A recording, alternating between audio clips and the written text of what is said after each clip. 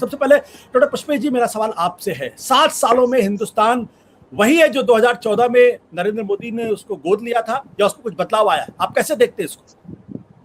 आपका ये सवाल पूछना ही अपने आप में सवाल का उत्तर है। यदि हम आज ये सोचने को मजबूर हैं कि भारत बदला है, क्या वो भारत आज नहीं है जो 7 साल पहले था, तो मुझे लगता है इसका उत्तर बिल्कुल स्पष्ट है कि भारत बहुत बदला है। और वो बदलाव मेरे ख्याल में बेहतरी के लिए नहीं हुआ है। और इसके साथ जितने जुड़े छोटे छोटे प्रश्न बेचैन करने वाले हैं, वो ये हैं कि जो आशाएं मोदी जी ने जगाई थी 2014 में, क्या उन आशाओं को अब तक उन्होंने निर्मूल साबित नहीं कर दिया है?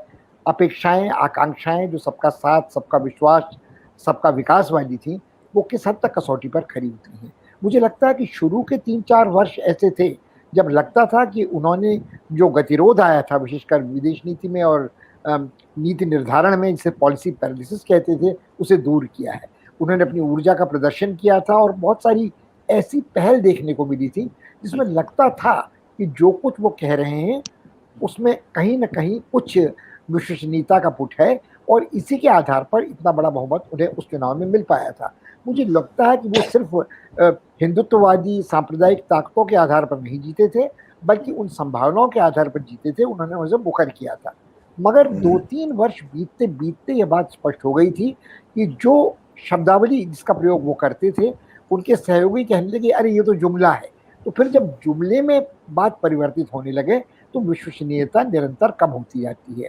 और कहीं ना कहीं जब वो कहते थे कि मेरे लिए एकमात्र धर्म ग्रंथ इस देश का संविधान है, एकमात्र मंदिर संसद है, मगर धीरे धीरे जो इन संस्थाओं का अवमूल्यन हुआ और वो मौन धारण किए रहे, तो मुझे लगता है कि वो विश्वसनीयता में थोड़ा क्षय पहले कार्यकाल के अंतिम 2 वर्षों के आसपास शुरू हो गया था। हाल के जो 2 वर्ष हैं वो निश्चित रूप से बेहद निराशाजनक रहे हैं। सांप्रदायिक तनाव बढ़ा है, अभिव्यक्ति की स्वतंत्रता का निश्चित रूप से संकुचन हुआ है। जो संस्थाएं हैं जिनमें न्यायपालिका भी शामिल है, जिनमें चुनाव आयोग भी शामिल है, वो क्रमशः निष्क्रिय, शिथिल और बेअसर साबित होती रही हैं जो कार्यकारिणी है उसका प्रतिरोध करने में।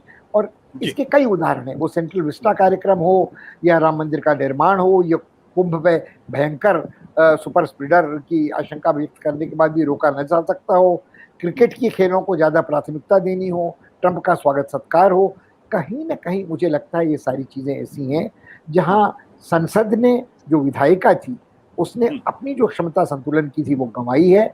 और जिस दल का इतना स्पष्ट बड़ा बहुमत है, ये जिम्मेदारी भी उसी की है। और कोरोना महामारी का सामना करने में निश्चय ही यह सरकार असफल रही है। चुनावों को, राज्य चुनावों को, विधानसभाओं को जो प्राथमिकता दी गई है, प्रधानमंत्री मुख्यतः, गृह मंत्री अदृश्य रहे हैं।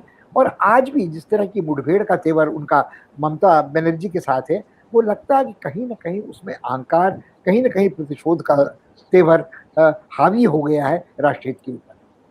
डॉक्टर पंत, मैं एक और सवाल आपसे पूछने का लोभ संवरण नहीं कर पा रहा हूं।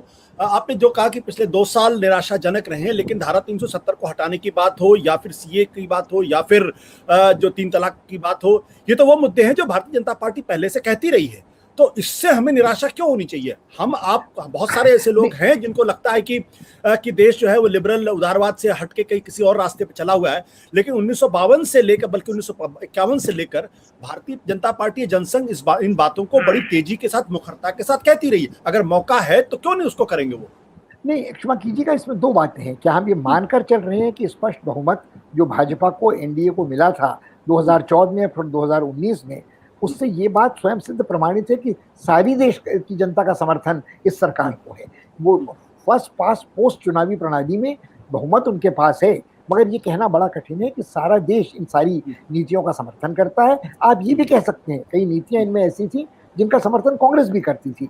वो सार्वभौमिक नागरिक संहिता हो या कश्मीर की स्थिति का बदलाव हो, मगर जिस तरह से इन चीज़ों को किया गया, जिस तरह से अपारदर्शी निर्णय दिए गए, और मुझे लगता है कि जिस तरह से आप ये बताइए कि बड़े बड़े विधेयक पारित हुए संसद में, किसी को मनी बिल बना दिया गया, किसी को ध्वनिमत से पारित करा दिया गया, जो संवैधानिक प्रणाली का निरंतर क्षय था। और इसकी जिम्मेदारी, मुझे लगता है कि सवाल ये नहीं है कि मैं आज भी ये मानने को तैयार नहीं हूँ कि इस देश की बहुसंख्यक जनता राम मंदिर को या सेंट्रल विस्टा को प्राथमिकता देती है कोरोना महामारी से लड़ने पर, या इस देश की सामरिक सुरक्षा को अक्षत रखने के लिए जो सीमा पर संकट है, वो सीमा पर संकट चीन के कारण हो, पाकिस्तान के कारण हो, तो वो आप आज हम 56 इंच के सीने की बात नहीं सुनते हैं। आज हमको ये पता नहीं चलता है कि डिजिटल माध्यम से सर्वोच्च न्यायालय की सुनवाई हो सकती है, मगर पार्लियामेंट की स्थायी समितियों की सुनवाई नहीं हो सकती।